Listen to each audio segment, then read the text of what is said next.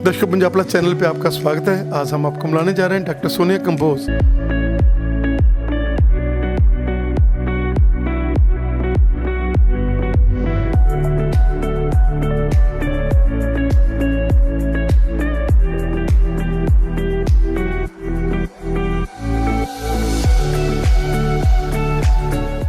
Congratulations and celebrations when I tell everyone that you're in love with me. Congratulations and jubilations. I want the world to know I'm happy as can be. दर्शकों, Punjab plus channel पे आपका स्वागत है। आज हम आपको मिलाने जा रहे हैं डॉक्टर सोनिया कंबोज।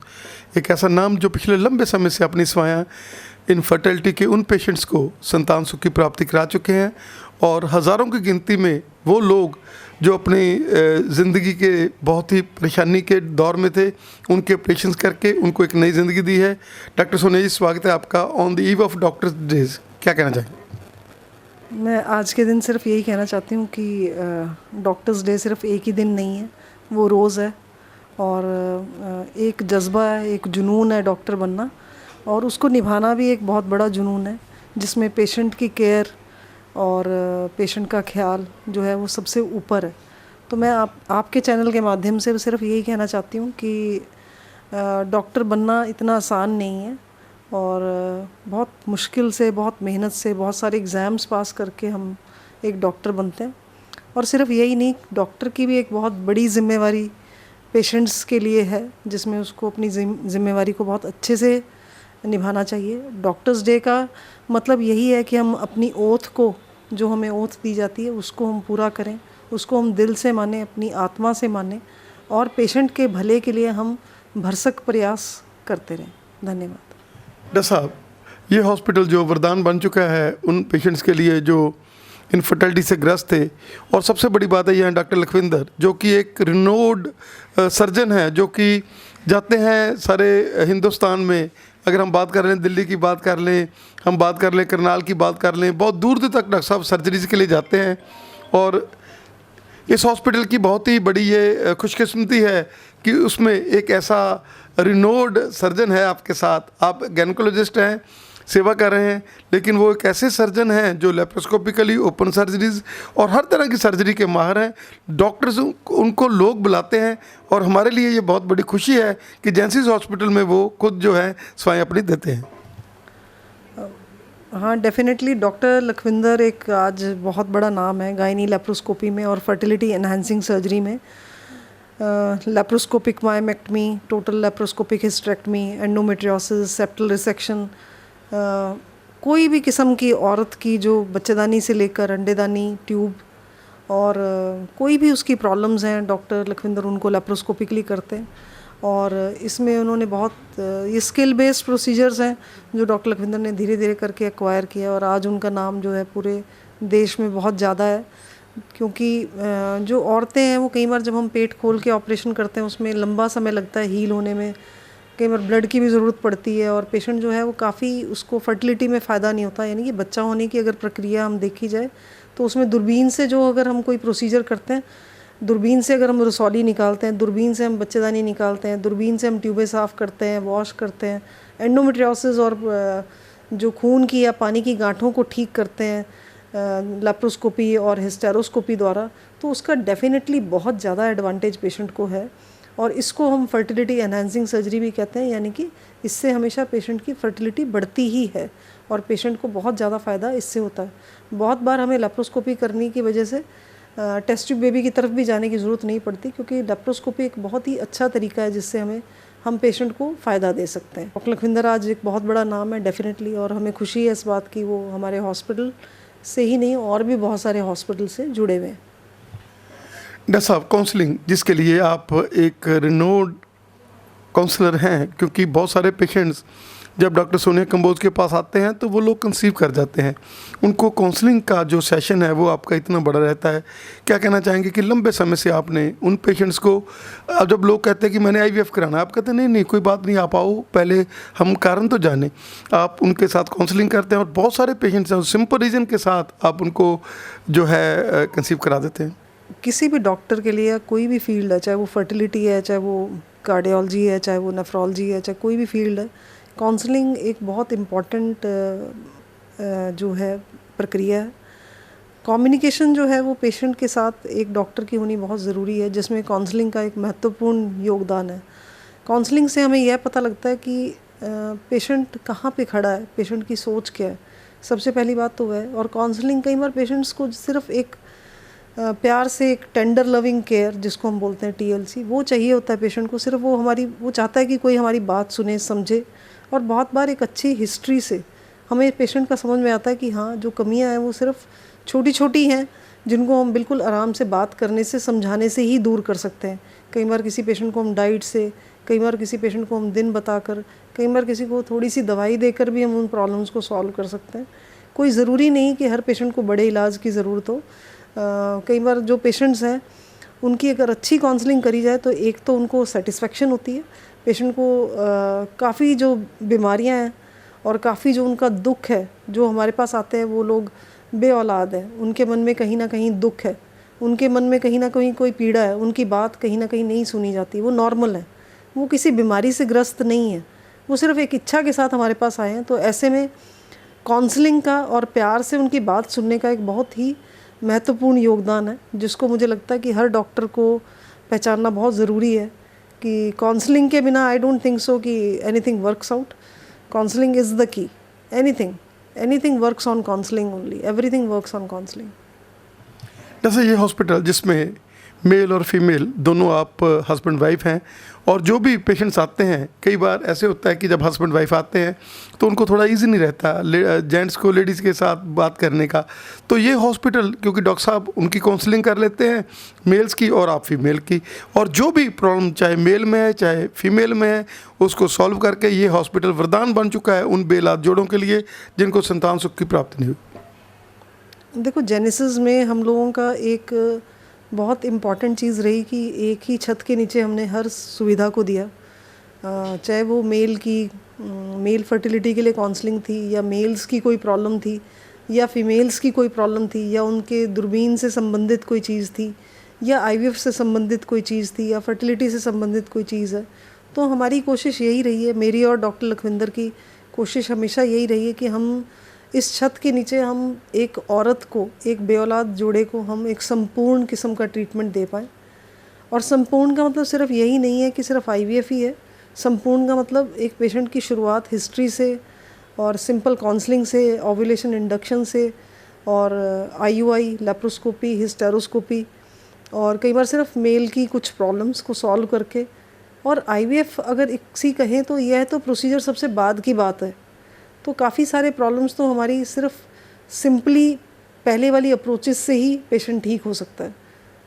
तो इस चीज़ में मुझे लगता है कि मैं भाग्यशाली हूँ कि डॉक्टर लखविंदर जो हैं वो बहुत बड़े लेप्रोस्कोपिक सर्जन हैं, और वो जेनेसिस के साथ जुड़े हुए हैं। उनका अपना हॉस्पिटल है, और जिससे पेशेंट्स को बहुत ज़्यादा फ़ायदा होता है। एक टीम बनकर जो हम काम करते हैं, डेफिनेटली उससे जो रिज़ल्ट्स हैं वो बहुत ही बेहतरीन होते हैं। कई बार हम बहुत सारी चीज़ें डिस्कस करके कि जैसे किसी में कोई रसौली है, क्या वो बच्चा होने में कोई नुकसान करेगी, IVF होने में कोई नुकसान करेगी, उस सब को देखकर जो हम एक टीम बनाकर जो इलाज करते हैं, उससे डेफिनेटली पेशेंट को बहुत फ़ायदा होता है। डॉक्टर साहब क्या कहना चाहेंगे कि कंसीव कर जाते हैं पेशेंट, लेकिन उसको मंजिल तक पहुंचाना वो जेनेसिस का एक है कि हमने उनको जब तक वो कंसीव करने के बाद, जब तक वो बच्चे को जन्म नहीं दे देते, तब तक ये हॉस्पिटल उनके साथ एक 9 मास वाला रिश्ता रखता है। आप डॉक्टर्स चाहे रात को भी कोई फ़ोन करती है लेडीज़, तो भी आप उसका फ़ोन पिक करते हैं, उनको सेवाएं देते हैं। उनको ये लगता है कि जो एक बार इस हॉस्पिटल में आ गया वो इस हॉस्पिटल का पार्ट बन गया, वो फैमिली बन गया। देखो, जो फर्टिलिटी का प्रोसेस है, बेऔलादन का प्रोसेस है, वो सिर्फ प्रोसीजर करने तक ख़त्म नहीं होता। जो ड्रीम है वो हर औरत का ड्रीम यही है, हर कपल का ड्रीम यही है, और हमारा भी ड्रीम यही है कि उनको हम हाथ में बच्चा दें। हमारा और उनका ड्रीम तभी कंप्लीट होता है जब हम उनके हाथ में बेबी देते हैं। तो क्योंकि एक 9 महीने का जो प्रोसीजर है वो भी एक लंबा प्रोसीजर है। ज़्यादातर जो पेशेंट्स हमारे पास आते हैं इनकी उम्र ज़्यादा होती है। क्योंकि उम्र ज़्यादा होती है तो कई बार इनको डायबिटीज़, ब्लड प्रेशर, ब्लीडिंग की प्रॉब्लम, प्लेसेंटा की प्रॉब्लम, कोई ना कोई इनको प्रॉब्लम्स, थायराइड की प्रॉब्लम्स, ये प्रॉब्लम्स इनको हमें देखने को कॉमनली मिलती है। तो अगर हम ऐसा कहें कि सिर्फ हमने आईवीएफ कर दिया और उसके बाद पेशेंट को छोड़ दिया, तो ऐसे में वो मंजिल तक पहुंच पाना उनका असंभव है। तो ऐसे में हमें उनका पूरा 9 महीने हम हाथ पकड़कर चलना चाहते हैं। कई बार हमारे पेशेंट्स ऐसे भी होते हैं जो एनआरआई पेशेंट्स हैं, जो बाहर से आए हुए हैं और उनको जो है जाना ज़रूरी है। तो ऐसे में हम उनका हमेशा फ़ोन उठाते हैं, उनसे बात करते हैं। कई बार वहाँ पे जो मेडिकल सुविधाएं एकदम नहीं मिल पाती, तो उस टाइम पे उनकी बात सुनना, उनकी केयर करना भी हम लोग समझते हैं कि ज़रूरी है। और ऐसे हम इस जर्नी में जुड़े हुए हैं पेशेंट्स के साथ, और आज हमें काम करते को बहुत साल हो गए हैं। और इस जर्नी का हमें सबसे बड़ा फ़ायदा ये हुआ इस इन्वॉल्वमेंट का। मुझे लगता है कि इन्वॉल्वमेंट डॉक्टर की बहुत ज़रूरी है, जहाँ पे वो पेशेंट को समझ सके कि हाँ, पेशेंट की नीड्स को समझ सके। और इस इन्वॉल्वमेंट का हमें आज ये बहुत बड़ा फ़ायदा हुआ। आज बहुत सारे पेशेंट्स हमारे ऐसे हैं जो जिनके बच्चे बहुत बड़े हो गए हैं, वो आज भी हमें मिलने आते हैं कि बच्चों ने कुछ सलाह लेनी है, बच्चे ने कहीं बाहर जाना है, बच्चे ने कहा कहीं एडमिशन हुआ, बच्चे का रिज़ल्ट बहुत अच्छा आया। तो वो एक बहुत पॉजिटिविटी मिलती है कि जिस तरह से परिवार जो हमसे जुड़े हैं, बात सिर्फ डॉक्टरी पेशेंट की नहीं है, बात परिवारों के जुड़ने की है।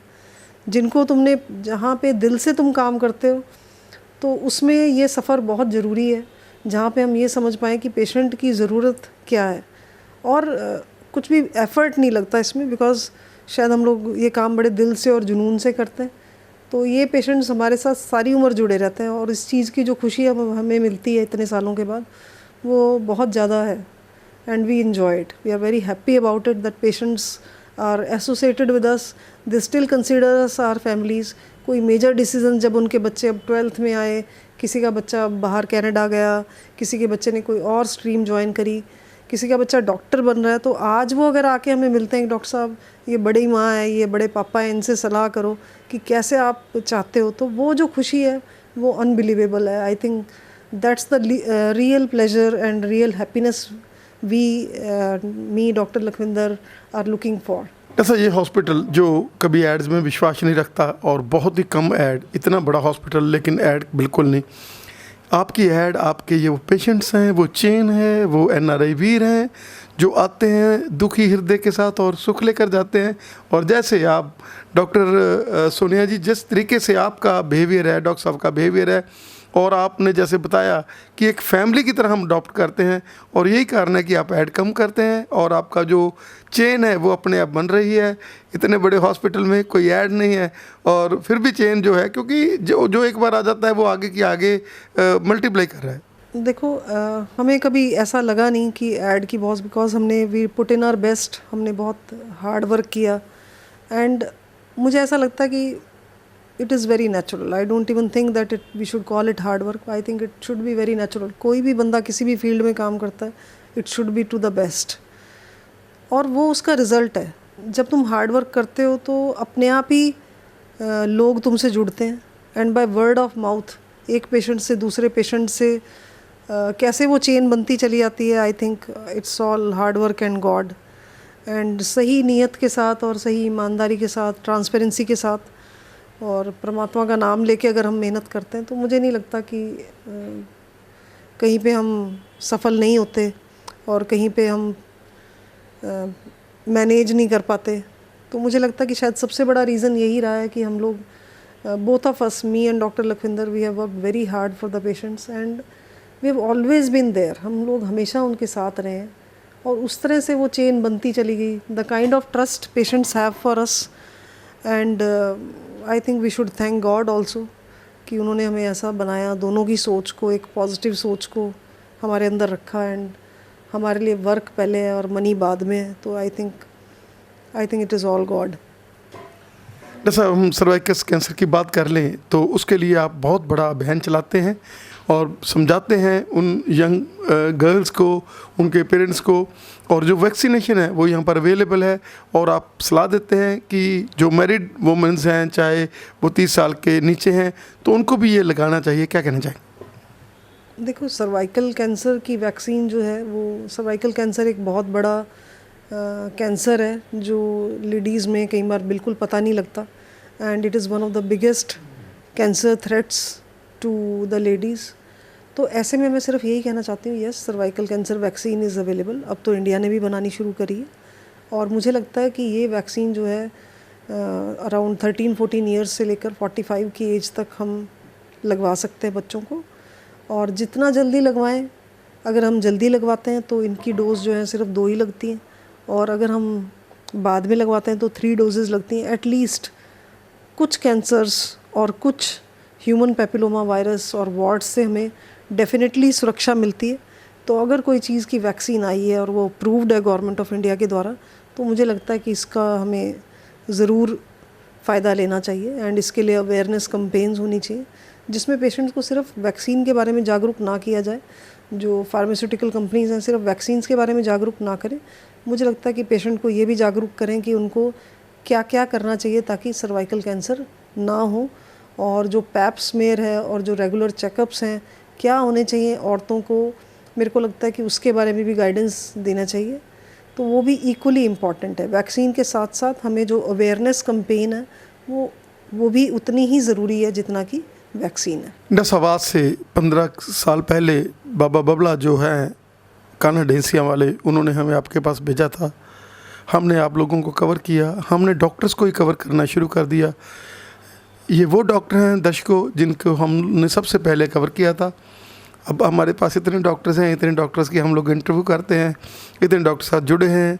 About 1000 of doctors I have covered on my screen, but we are always thankful to doctor Lakhwinder and doctor Sonia Kamboj. वही सिंपलिसिटी और वही हमेशा चेहरे पे खुशी और हमेशा पेशेंट्स के साथ इनकी फ़र्स्ट प्रायोरिटी पेशेंट्स ही है। और वो आज भी उसी तरह से हम देख सकते हैं कि शाम के 7:30 बजने को हैं, लेकिन फेस इंप्रेशन जो है पूरी तरह से लाइट और मेहनत पूरी। अभी सर्जरी करके डॉक्टर लखविंदर तो अभी भी सर्जरी रूम में ही हैं और ये सर्जरी करके आ चुके हैं। डॉक्टर साहब का हमें समय देने के लिए बहुत बहुत धन्यवाद। Thank you so much. Thank you Punjab Plus, and thank you Mr. Richie for always being there for us. Thank you.